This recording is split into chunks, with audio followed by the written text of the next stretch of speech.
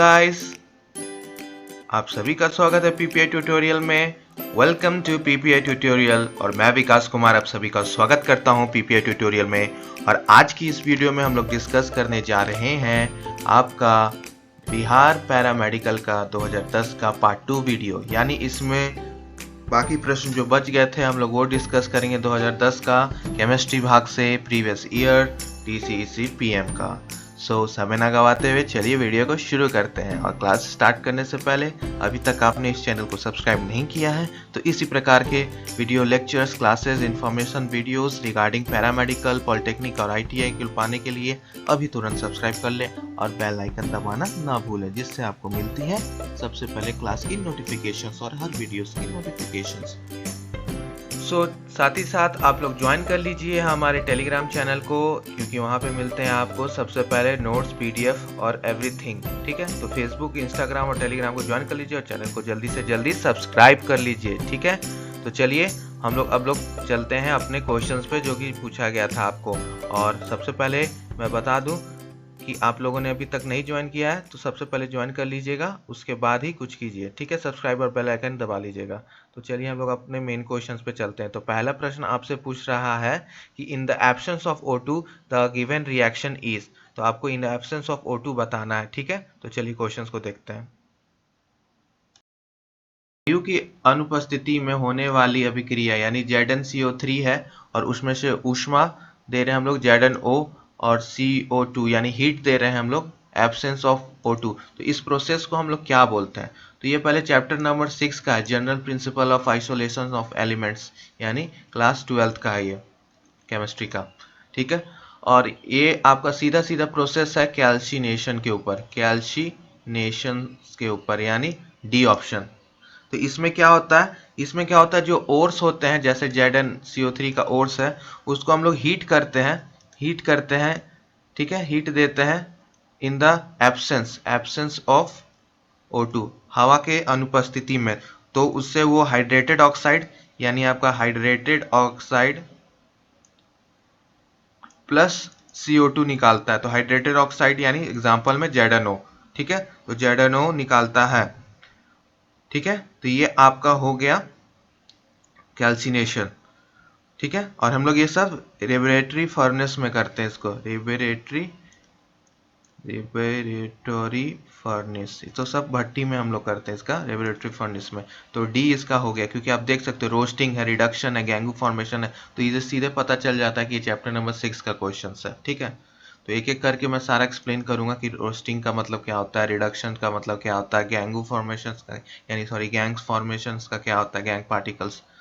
ये आपका कैल्सिनेशन का होता है कि in the absence of O2, जहां भी आ जाएगा कि अनुपस्थिति में वायु का, तो उस प्रोसेस को हम लोग कैल्सिनेशन बोलेंगे। और ये किस चीज का होता है, तो कॉन्सेंट्रेटेड ओर्स के हम लोग जब उसमें से कार्बन डाइऑक्साइड भी निकलना जरूरी है, तो ये तीन चीज जब हो जाएगा कि वायु अनुपस्थित है, हीट दे रहे हैं और CO2 निकल रहा है, तो कैल्सिनेशन में ही जाएगा। ठीक है, उस प्रोसेस को हम लोग कैल्सिनेशन ही बोलेंगे। तो ठीक है, नस्तापन भी बोलेंगे, डी। तो इसका करेक्ट आंसर हो जाएगा आपका डी। आई होप आपको ये प्रोसेस समझ में आ गया। एक बार चैप्टर नंबर 6 भी कीजिए, इस टाइप के रिएक्शन बेस्ड प्रश्न वहां से आ सकते हैं। तो roasting, reduction, gang formation, calcination. ठीक है, तो ये सब आपको मैं एक्सप्लेन करूंगा। चलिए नेक्स्ट क्वेश्चन पे चलते हैं, आगे एक्सप्लेन कर दूंगा मैं फिर से एक बार स्पेशल टॉपिक्स में। चलिए नेक्स्ट क्वेश्चन पे चलते हैं। नेक्स्ट क्वेश्चन आपसे पूछ रहा है कि सिडीराइट इज द ओर ऑफ। आपको बताना है कि सिडीराइट आपका किस चीज का ओर है। तो निम्नलिखित में से कौन सा अयस्क आपका सिडीराइट कहलाता है? तो आपके ऑप्शंस है ए FeCO3, बी Fe3O4, सी CuFeS2 और डी है Fe2O3। तो आपको बताना है कि सिडीराइट कौन सा कहलाएगा, तो किस के ओर को हम लोग सिडीराइट कहते हैं। तो चलिए देखते हैं कि सिडीराइट यानी सिडीराइट आपका क्या कहलाता है। ठीक है, तो इसका करेक्ट आंसर होगा FeCO3। तो करेक्ट आंसर क्या होगा आपका ए, FeCO3 को हम लोग सिडीराइट्स बोलते हैं। और इसी से हम लोग यहाँ पे ये भी पता चलता है कि ओट्स के ऊपर 2020 में भी सवाल आ रखा था कि आपको बताना था कि कच्चे लोहे में, पिग आयरन, कास्ट आयरन में आपका सबसे ज्यादा ओट्स में मतलब आपका सबसे ज्यादा कौन सा मात्रा में अशुद्धि के रूप में पाया जाता, तो उसका आंसर क्या था, कार्बन था। ठीक है, तो उसी प्रकार से आपको सभी ओट्स याद रखने चाहिए। बहुत सारे ओट्स हैं, जैसे मैं आपको और ओट्स के नाम कुछ बता रहा हूँ, जनरल ओट्स जो कि यूज हो सकते हैं। तो फिर आपको बताना है कि किस चीज़ का। तो ये बताना है सिनेबार किसका है। सिनेबार चलिए बताइए चैट बॉक्स में, सिनेबार किसका है जल्दी। फिर उसके बाद आप बताइए कि गैलेना किसका है। फिर तीसरा आपका है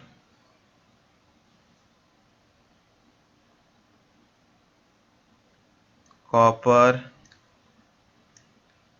पायराइट्स किसका है। फिर उसके बाद आपको बताना है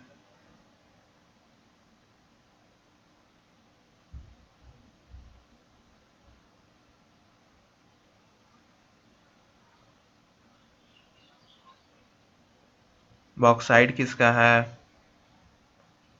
ठीक है, ये सब बताइए आप।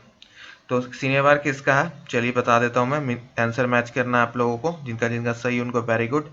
सिनेबार किसका है HgS। गैलेना किसका है गैलेना PbS। कॉपर पायरेट्स यही है ऑप्शन नंबर सी का CuFeS2 कॉपर का एस्क है। बॉक्साइड किसका एल्यूमिनियम का एस्क है। ठीक है, तो ये था आपका कुछ ओट्स।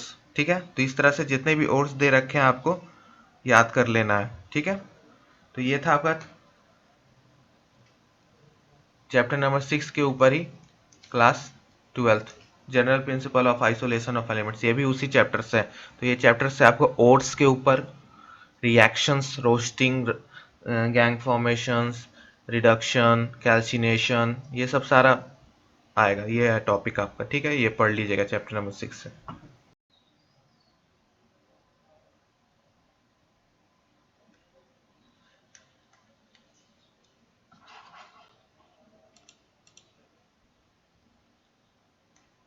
सो आ जाइए हम लोग थर्ड क्वेश्चन पे अपना आ चुके हैं। थर्ड क्वेश्चन आपसे क्या पूछ रहा है, when sulphur is reacted with hot concentrated HNO3 the following gas is formed. जब S को गर्म सनाद्र HNO3 के क्रिया पर निम्न गैस बनती है, तो मतलब कॉन्सेंट्रेटेड आपका HNO3 में डालेंगे सल्फर को तो कौन सा गैस बनेगा। तो आपके ऑप्शन है SO2, SO3, NO या NO2। तो ये सिंपल रिएक्शंस है कि वेन आपका नॉन मेटल यानी अधातु, जब अधातु आपका रिएक्ट करता है with concentrated HNO3 nitric acid के साथ, क्या बोलेंगे इसको, नाइट्रिक एसिड नाइट्रिक अम्ल के साथ, तो क्या होता है आपका NO2 गैस यानी नाइट्रोजन डाइऑक्साइड गैस का वहां से निकलता है। तो sulphur plus 6HNO3 gives you H2SO4 2H2O plus 6NO2 जो कि गैस है तो एरो का अप साइन, तो ये गैस होगी। ठीक है, ये एक्वस, ये भी एक्वस। ठीक है, ये भी एक्वस और ये लिक्विड। ठीक है, तो ये था आपका रिएक्शन। ये रिएक्शन बेस्ड क्वेश्चन है आपका। ठीक है, तो ये रिएक्शन बेस्ड क्वेश्चन है आपका, SPDF ब्लॉक से आ रखा है। तो जब नॉन मेटल्स को हम लोग कॉन्सेंट्रेटेड HNO3 नाइट्रिक एसिड के साथ डालेंगे तो NO2 यानी नाइट्रोजन डाइऑक्साइड, यानी डी आपका करेक्ट आंसर है। D is your correct answer. तो आपको यहाँ पे नॉन मेटल और कॉन्सेंट्रेटेड HNO3 का रिएक्शन करवाना है। यहाँ पे फिर रिएक्शंस बैलेंस करना चाहते करो, नहीं करोगे तो कोई दिक्कत नहीं। यहाँ पे रिएक्शन बैलेंस करने की कोई आवश्यकता है नहीं। सो H2SO4 aqueous 2H2O plus 6NO2 आपका रिलीज होता है। ठीक है, तो ये हो गया आपका क्वेश्चन नंबर थर्ड। ठीक है, चलिए नेक्स्ट क्वेश्चन पे चलते हैं। Question number 4। तो 4 पूछ रहा है which compound is called chloroform, यानी निम्नलिखित में से कौन सा यौगिक आपका क्लोरोफॉर्म कहलाता है। CH2Cl, CHCl3, CCl4, CH3Cl। तो क्लोरोफॉर्म को हम लोग क्या कहते हैं, CHCl3। ठीक है, इसका कॉमन नेम आपको होमवर्क है, सबको कमेंट करना है। केमिकल नेम इसका क्या बोलेंगे, क्लोरोफॉर्म तो हो गया इसका कॉमन नेम, इसका केमिकल नेम क्या बोलेंगे हम लोग। ठीक है, तो क्लोरोफॉर्म का नेमिंग कीजिए, IUPAC नेमिंग, और हमको बताइएगा, ठीक है। और CCl4 को जैसे हम लोग क्या बोलते हैं, फॉर एग्जांपल CCl4 का बता रहे हैं कार्बन टेट्राक्लोराइड, ठीक है, कार्बन टेट्राक्लोराइड। तो वैसे ही आपको इसका बताना है CaCl3 का, और आपका A और D तीनों का बताना है। तो ये आपका होमवर्क है, सभी का मैं कमेंट्स चेक करूंगा, बहुत कम स्टूडेंट्स कमेंट्स में करते हैं, तो सबका काम है कि कमेंट्स में अपना आंसर दीजिए, ठीक है। तो ये हो गया आपका 4, ठीक है। और ये हेलो एल्केन में है क्लोरोफॉर्म का, हेलो एल्केन चैप्टर नंबर 12। ये कहाँ से है आपका, हेलो एल्केन में, ऑर्गेनिक का ही सवाल है, ये ऑर्गेनिक का ही सवाल है आपका, ठीक है। चलिए नेक्स्ट चलते हैं हम लोग। चलिए अब चलते हैं 5वां नंबर क्वेश्चन। 5वां नंबर आपसे क्वेश्चन है, which of the following will not add कर लीजिएगा, मेक Br2 सोल्यूशन कलरलेस। तो निम्नलिखित में से कौन सा आपका Br2 जल को रंगहीन नहीं करता है, ठीक है। तो आपके ऑप्शन है C2H2, ethylene, C3H4, C2H6, C2H4, ठीक है। तो आपको बताना कौन सा नहीं करेगा। तो ये सिंपल आपको ब्रोमीन वाटर को रंगीन करने वाला, तो ये आपका अब सीधे हम लोग को याद आता है, ये ब्रोमाइन वाटर टेस्ट का है, यानी ब्रोमाइन वाटर टेस्ट का है। ये आपका हेलो एल्केन्स है क्लास 12, ठीक है, हेलो एल्केन क्लास 12 से आपका, जिसमें कि ब्रोमीन वाटर टेस्ट में हम लोग क्या करते हैं, तो डिटरमाइन करते हैं कि हाइड्रोकार्बन आपका सैचुरेटेड है, यानी सैचुरेटेड है कि नहीं, नॉन सैचुरेटेड है। तो ये चीज़ हम लोग इससे फाइंड आउट करते हैं, ठीक है। सैचुरेटेड और नॉन सैचुरेटेड के बीच में हम लोग डिफरेंस निकालते हैं, कार्बन कार्बन डबल बॉन्ड है कि नहीं, ट्रिपल बॉन्ड है कि नहीं, तो ये फाइंड आउट करने के लिए यूज करते हैं। तो यहाँ पे आपको मात्र एक ही कार्बन है जो आपका C2H6, जो कि पूरा सैचुरेटेड है, बाकी तीनों अनसैचुरेटेड यानी डबल बॉन्ड ट्रिपल बॉन्ड है, ठीक है। तो ये आपका C सही आंसर हो जाएगा। इसको रिएक्शन में भी अच्छा से देख लेते हैं कि फॉर एग्जांपल इथाइलिन का देख लेते हैं, C double bond C, H H H H, इसमें हम लोग क्या डाल दिए, Br2, ठीक है। Br2 कैसा रहता है, ब्राउनिश रेड कलर का, ठीक है। और ये क्या है आपका इथाइलिन, इसका कॉमन नेम क्या है, एसिटिलीन, ठीक है। ये क्या बनाएगा आपका, इस तरह का कंपाउंड बनाएगा, H H H H Br और Br, तो ये इसको सैचुरेटेड कर देगा, सिंगल बॉन्ड में बना देगा। तो क्या बोलेंगे इसका नेमिंग, 1,2 डाई ब्रोमो इथेन, ठीक है। तो ये कलरलेस हो जाएगा, कलरलेस। तो ये इस तरीका से आपको डबल बॉन्ड और ट्रिपल बॉन्ड यानी अनसैचुरेटेड कार्बन्स को डिटेक्शन कराता है, जाके जुड़ जाता है Br, और आपको उसको अल्कीन्स में बदल देता है, अल्कीन और अल्काइन को अल्केन्स में कन्वर्ट कर देता है। क्या करता है, अल्कीन और अल्काइंस को अल्केन में कन्वर्ट कर देता है। तो ये आपका हो गया क्वेश्चन नंबर 5 का पूरा डिटेल एक्सप्लेनेशन, और ये आपका हेलो एल्केन्स चैप्टर नंबर 12 से पूछा गया है, सॉरी चैप्टर नहीं, क्लास 12 का हेलो एल्केन्स से पूछा गया, halo alkanes and halo arenes. तो वहीं पे ये टेस्ट है, और इस टाइप का टेस्ट मैंने बोल रखा है, bromine water test, alcohol test, haloform test, iodoform test, जितने भी हैंसबर्ग टेस्ट, जितने भी टेस्ट है रिएजेंट्स के साथ करते हैं, पूरा कर लीजिएगा, क्वेश्चंस पक्का आ सकता है और आएगा भी इस बार, कंफर्म ले लीजिए। एक टेस्ट मेरे ख्याल से इस बार टेस्ट एक ऑर्गेनिक केमिस्ट्री से पक्का रहेगा, ठीक है। तो इसको जरूर नोट कर लीजिए VVI में कि आपको टेस्ट से एक क्वेश्चन आ रहा है, ठीक है। चलिए नेक्स्ट क्वेश्चन पर चलते हैं। चलिए क्वेश्चन नंबर 6 में चलते हैं। क्वेश्चन नंबर 6 आपसे क्यों पूछ रहा है कि निम्नलिखित में से कौन सा एक विकृत स्पिरिट है, यानी प्रूफ स्पिरिट क्या है। तो ये हम लोग जानते हैं कि प्रूफ स्पिरिट क्या होता है, प्रूफ स्पिरिट 95% आपका इथाइल अल्कोहल C2H5OH और 5% आपका CH3COH यानी मिथेनॉल, इथेनॉल और मिथेनॉल दोनों मिला के आपका प्रूफ स्पिरिट बनता है। एक होता है रेक्टिफाइड स्पिरिट,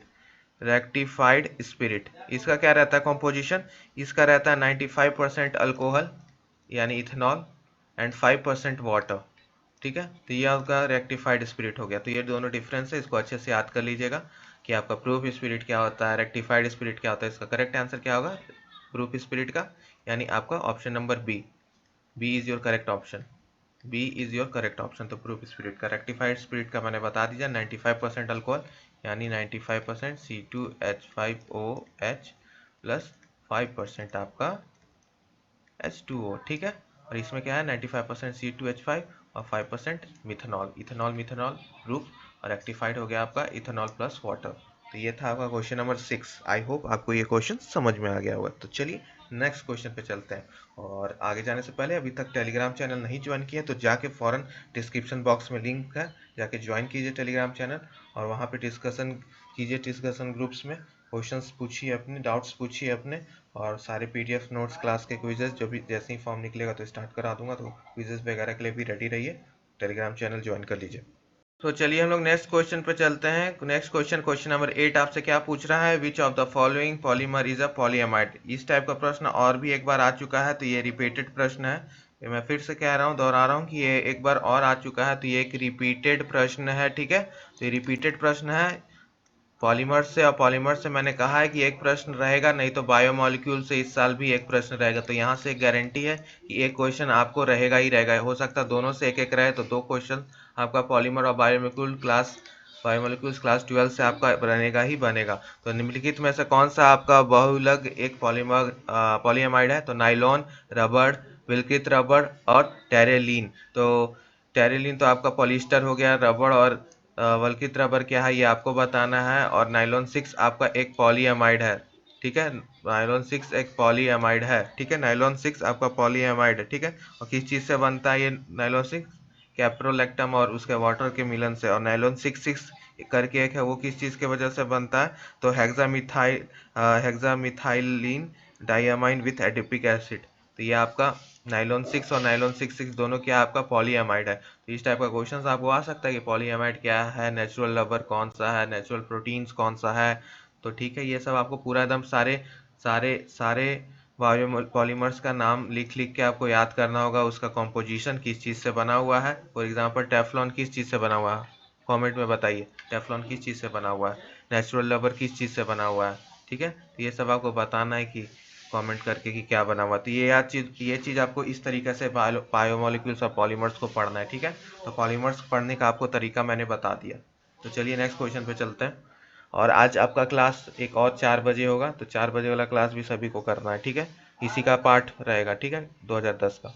चलिए नेक्स्ट क्वेश्चन पे चलते हैं। क्वेश्चन नंबर 9 आपसे पूछ रहा है कि एक रिएक्शन दे रखा है कि C12H26 ऊष्मा आपका कन्वर्ट कर रहा है C7H16 प्लस C5H10। तो यह अभिक्रिया कहलाती है विघटन, क्रैकिंग, संश्लेषण या विस्थापन। तो ये वाला हम लोग जानते हैं कि बड़ा हाइड्रोकार्बन जब छोटे हाइड्रोकार्बन में टूटता है तो उसको हम लोग क्रैकिंग बोलते हैं।